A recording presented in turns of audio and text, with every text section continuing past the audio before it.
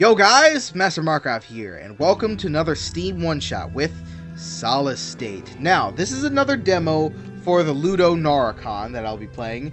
It's a sci-fi 3D visual novel, as you can see, which is a very interesting and unique take on a lot of the games. A lot of the games featured in this game festival have actually been incredibly unique in both art style, play style, game mechanics. A lot of the things surprise me, but how many things are in specifically just the demo alone going forward into the rest of the game even.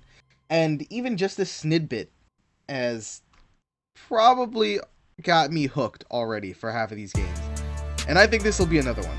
Alright, how to play. Progress, click with the mouse button. For highlighted words, right click for more info. Demo starts from Act 1, Scene 3. Chloe, a 22-year-old icono hacker, enters Abraxa City as directed by her logistics manager, Hakim. She's tasked to observe for topologists and enigmatic freedom watchdog organization. Okay? Wait, what do you mean observe? You mean warn people about, like, infiltrations? Abraxa City is undergoing civil division because the Zircon Hill district was put under military lockdown. More than anything else, Chloe wants to find her missing friend Rebecca and believes that she is involved. Somehow. Chloe meets Torrent, a local Abraxian icono hacker who brings her up to speed on what's happening in Abraxa and titillates her sixth sense. They chat about their mutuals as they scheme about sneaking into Zircon Hill. Oh. Okay. Chloe and Torrent are still miles away from Zircon Hill. The whole district looks like a...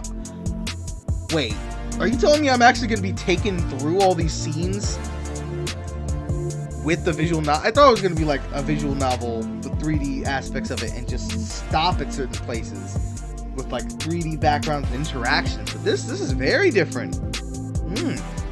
So Chloe and... Okay, so you can right click for more information. Hello user, it's me, greatest icono hacker ever lived. I can mess with people's senses. Oh, okay. Abraxan local and icono hacker. Kinda cute, probably younger than me. District in Abraxa, characterized by mid-rises scaling up the mountainside, named because of its history of ceramic and metal shops. Ah, okay. They're still miles from Zircon Hill. The whole district looks like it's under a dome of frozen smoke. The physical manifestation of the haze. The haze being an electromagnetic interface that could shut down hubs of fiber nets. Looks like a block of synthetic fog. Ooh. Chloe itches to hack her way inside for any thread of information that could bring her closer to finding Rebecca, only from childhood. She's my mentor, my bedrock.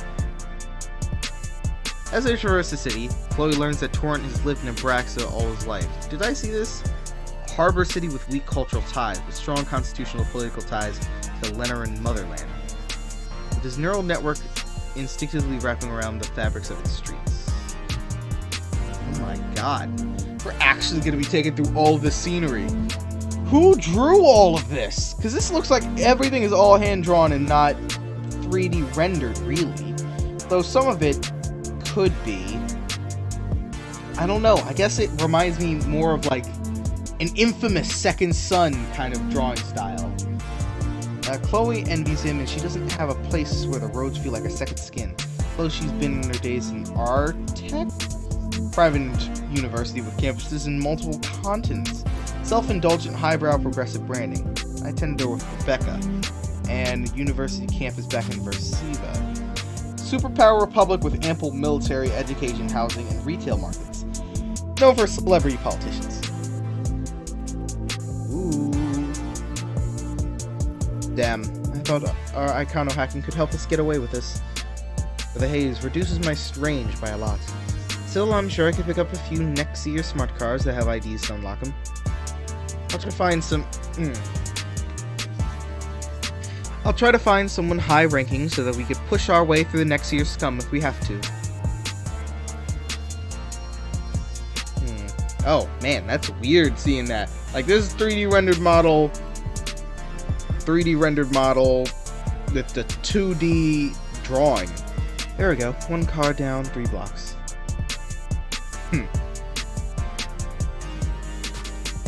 Found ID for Sergeant Marlon Wen. He has a large extended family and a little daughter living among Axial Street in one of the hand-blown glass skyrises. Wen specializes in riot and crowd control. As someone with authority and the right skills, he's a good fit for a dupe.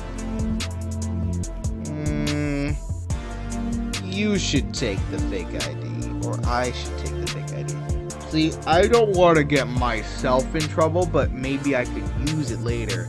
But I feel like this game wants me to take the fake ID, so you take the fake ID. I don't know enough about Nexier to pull off the acting role. Yeah, this is going to be a challenge. Don't you know a lot about these guys? Of course I do, but Nexier used to be heralded as heroes during Civil War. There's some who still see them as trustworthy, but increasingly they've been dividing the city with their corporate goals. Works out perfectly. Chloe swiftly steals Sergeant Wen's ID while Torrent's location while hacking. Make sure that real Wen's actions won't interfere with theirs in the fibernet. Capable of isolating packets of data and making sure that people do not cross paths. Specialization work together with hers like halves of a whole. She watches him for his reaction to gaining Nexier's access to online world. Quietly curious. They're gonna take me back to the scene? Oh, whoa, okay. Damn it, there's a flare-up in Williams Street Community Center. How many soldiers are responding to it? Not too many, but who do you think instigated the conflict? It's Emin's home turf. Nothing bad ever happens there. They call her the Oracle there because she helps people find their path, you know? Her money's on the Nexier thugs. Oh my god. As they reach the community center, Chloe can feel Torrent sag as they take in this chaos unfolding before them. This is actually... I haven't been able to comment much on this, but I just need to take a second to say, this is an amazing visual concept. A 3D visual novel, but less in the sense of actually having just 3D backgrounds for all your visual novels. Kind of like, say, certain webtoons. Let's Play is a really good example. Anyone remember Steam Dragon Express? That was another really good example where they would 3D render all their backgrounds, hand draw 2D PNGs basically, and digitize them to go over those backgrounds. This is somewhat similar depending on the areas you are, but you could tell what a lot of these things, I mean, some of these look like they were made in Mixer and it's like really cool, and other ones look like they were just hand drawn and watercolored with Illustrator and Photoshop and placed onto each of the scenes in a 3D rendered space while retaining their 2D rendered backgrounds. This is definitely a unique take. I'm telling you, all of these games have such unique individual ideas that are stunning when ever laid out to somebody. In the gaming industry, these indie games are taking things to levels that you wouldn't normally expect. I mean, AAA titles are great, but when you come over to the indie scene and see things like this that you know you wouldn't see in a AAA title because they focus on making game franchises that everyone knows and loves, well, these take so many huge leaps with the hopes of succeeding, and when they do, they really do. As they reach Community Center, Chloe can feel Torrent sag as they take in the chaos unfolding for them. Amin stands in the middle of a group of half a dozen militiamen, hemming her in and prodding at her. She holds her ground as much as she can, her voice low and gesturing for calm, but it's clear that the knot of locals around them is taut with distress. A breaking point is coming. Amin's body folds onto the ground to the sickening sound of a rifle hitting flesh and bone. Collective inhale of anger radiates outward, before turbulent shouts overlap into jagged noise. Torrent looks away. Oh shit, my brother's lurking over there. What? Torrent, pay attention. Why does he have to be here? He's got a revolutionary orange t-shirt on, just for the optics. He's probably gonna make a scene for symbolic reasons against Nexier. Damn it! Stay focused, please, or you never told me about your brother. Man, this is not the time. We need to stay focused, but this might get him calm. Either way, this might, like, anger him. I'm gonna, oh. Like, see, here's the thing. Like, you gotta stay focused on, like, her. Like, she's freaking in trouble. Stay focused, please. Hey, stay focused. I can keep an eye on him. You keep an eye on and keep in character out there. You're wearing the skin of a superior officer. Shame the next year thugs into submission or appeal to their sense of humanity. Just make sure they leave and leave Emin alone. Right? Okay. I appreciate it. Torrent leaves a shaky breath and jumps into the fray. Chloe watches with goosebumps as Torrent shifts his location with his powers. Suddenly behind the most antagonistic shoulder was brandishing his rifle at Emin. So you're there? The gleaming ring of the soldier's helmet. Or is that which one of these is you? Because that's the soldier that had like the rifle there. So I'm pretty sure that's him. The gleaming ring of the soldier's helmets threatened everyone in proximity, but Torrent's stare, disguised as their superior officer, bores into each of them in turn until they salute. The most aggressive soldier's cockroach, like posture, switches to grudging attention. Oh, you're there. Well, I wouldn't have expected that. Ma'am, that soldier's aggression was unwarranted. Let me help you out. Soldier, we've got some explaining to do. We aren't going to move ahead in this region by beating people to the ground.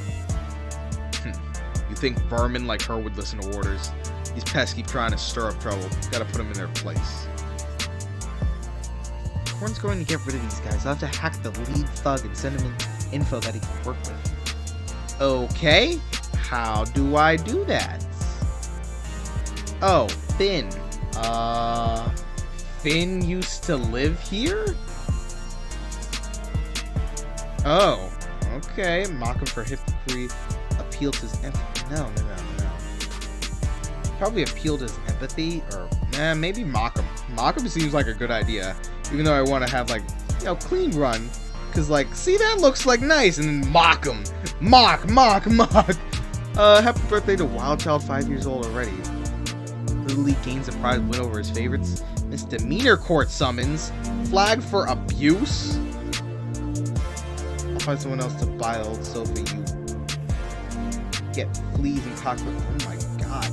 Alright, I take it back. After having read that,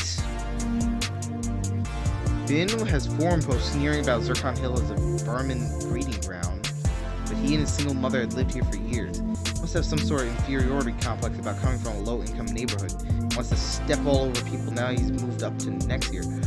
Dang it! You know, I felt good for you for a second, but that is from you?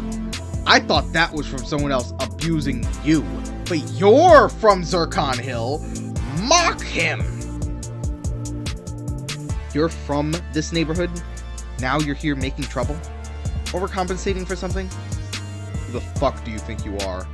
Admit it, you're taking it out on the people of Zircon Hill because you think you're better than them, now that you're in next year. Does the rest of the crew here know that you still haven't amounted to much? Shut up. He was here most of his life, and now he has such an inferiority complex that he bullies people from Zircon Hill on secondhand channels. Sure seems like the people are furious with him, but even the other soldiers are smirking at him now. Haha! I like this situation. I mean, although shaken, clearly wants to remain in the conversation to protect her community. Okay, that's suspicious. Undertreated industry messages to his mother? What? Why does it always mock him or appeal to social issues? Finn couldn't afford to go to university. The message suggests he wants to make more money to take care of his ailing mother, but there isn't much money going around. Mother ended up in his aunt's home, but the aunt treats both her own sister and him like second-class citizens, constantly insulting him. Also traps Finn into getting next year pain blocker and loathes her. What about this one? Inconsistently pays for physio for a painful reoccurring spasm in his right leg. No way next year doesn't have more advanced treatments that could cure within a week, because Finn doesn't warrant top-shelf care. And violence. Due to previous behavioral issues in the workplace, include violence against a colleague, court records show Finn paid a significant settlement and was fired. He still has a record and couldn't find a new job, and In a separate hiring letter, Nexier made him sign an agreement to substance wage for 16 months in order to avoid a prison term? For the terms of his hiring, Finn was not provided with healthcare benefits. Oh, wow. Alright, now that I have the whole picture, so you can't have that injury because you're not being paid enough because of your workplace violence, and you can't afford to go to university because of also you growing up in a slum neighborhood, and you can't take care of your mother because you also don't get healthcare benefits, so you live with your aunt who's constantly insulting him and traps him into getting her the pain blockers that he needs for his own injuries. Oh my god, this is a complex character all in one. Appeal to social issues. Seems like the best place, but so distressed about finance. Tell him he's stuck to his job. What? No. Encourage better behavior for healthcare? I don't know. This would I guess we can go that. Your medical records show you receive basic care for your leg. What about it? You get your shit together here. I'm sure I could put in a good word for better care. Even the folks gathered around are taken back how outrageously uncaring, competitive Nexier sounds. Mean looks appalled on Finn's behalf. Oh, Finn held her gate for a second there. Mean hovers restlessly like she wants to interject, but isn't given much opportunity to stand up for herself. Or to stand up on violence. He's stuck to his job. Am I supposed to unpack that? Well, he's stuck. He can't get more financially stable or find other jobs. What Nexier did to him is predatory and coercive. It's hard. Am I supposed to be playing a bad guy now? Listen, personally, I think Nexier should have paid you fairly from the start. You don't know what I went through. How'd you think I got to where I am? I didn't go about beating people who could have been my neighbors. And you lived here once. People who have not had the best resources in life still deserve another chance. You think I deserve another chance? You want to keep this job, you gotta treat people better. Besides this job, you've got nowhere else to go. That's your second chance. Do better. I mean, clearly wants to de-escalate the situation, but neither Torrent nor Chloe communicate anything that gives Amin opportunity to defend herself. Quietly extracts itself and blends back in the crowd, which still vibrate with tension. Enough of this. No higher-ups are going to be happy with your behavior, Finn. What you're doing here, what you're all doing here, is an absolute waste of Nexier's resources. Oh shit. You must be seeing the approved server request that put you on paid suspension. This is just a slap on the wrist. You'll see. We'll let internal supervisory decide. The rest of you, escort Finn back home. Deactivate, of course, I'll know. Or if you deviate, of course, I'll know. Worried about having their complicity exposed, the rest of the men rush to follow Torrent's orders.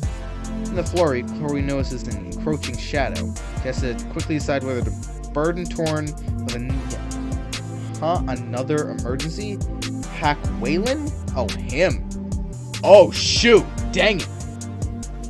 Change his memory? What does that mean? Conceal syringe. No time to get more data. Torrent's brother has a syringe filled with God knows what poisons. His adrenaline is spiked and he's fast approaching the knot of soldiers with Torrent in the middle.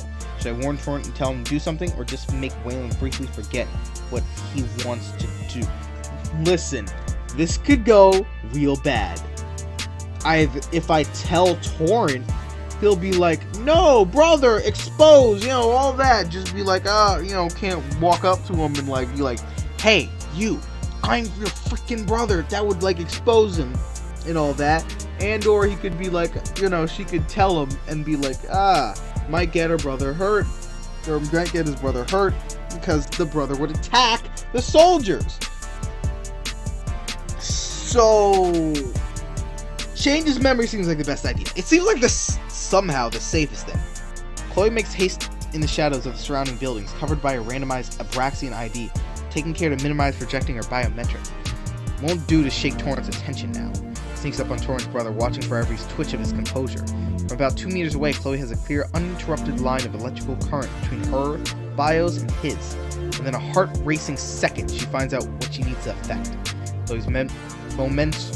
Chloe momentarily blocks the memory of the concealed syringe. Of course, it might be a problem if the syringe was in his long-term memory too, but at least it'll disrupt his immediate trajectory. You, what are you doing? Your brother had a concealed syringe, and I didn't want you to hit code rot. Okay. I made sure I didn't know. Stab you in the back for strutting around his next ear? I know my brother. Never mind. You altered his memory, didn't you? Can you stop taking unnecessary risks? I was being cautious. Calculate the risk. I've been at this longer than you.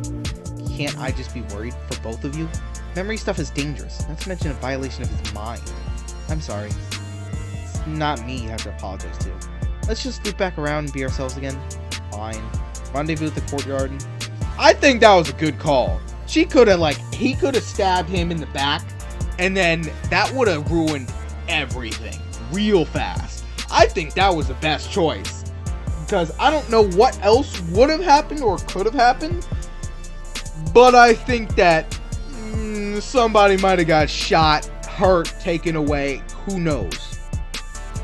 When they meet each other again in their own skin, they take a moment to breathe through what happened. A small moment of peace is at odds with repetitive pinpricks of pain they can feel from the community core.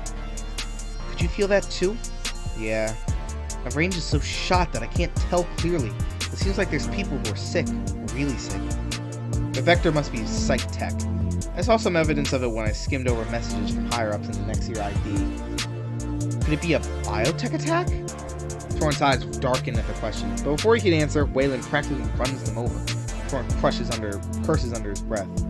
Thanks for playing. Oh, you can't stop me there. Dang, I wasn't ready for that. That was actually fun. I kind of like that. That was a quick glimpse into Solace State. Now, as a unique take on a visual novel type game that seems to have actions and, choices have consequences probably, though I'm not sure of which ones do yet, and a very unique system of apparently being able to hack into people's memories. This feels like Observer, for any of you who know that game as well, where you were able to hack into people's actual memories, but she could seem to change them, like on a moment's notice. Not even need to see them to have them interjected into his own mind. With a team of elite expert hackers, and somehow you made a way to project a holographic image of a soldier's suit around you. It would have been nice if you split second showed a glitchy mix between one layer having the holographic suit and then glitch away and have him underneath or something, so that you just saw between him and the suit, so you knew what the suit looked like. It's a lot better than having to actually imagine, oh yeah, he has a suit on, pretend he has a suit on. I can't do Professor X all of a sudden and do that and just be yeah, oh, of course. If that was the case though, you could have done, if you could holographically project so many images onto the crowd or something, just make them disappear, or onto other people, just make them blend into a wall. You should do that a lot, actually. I would do that a lot.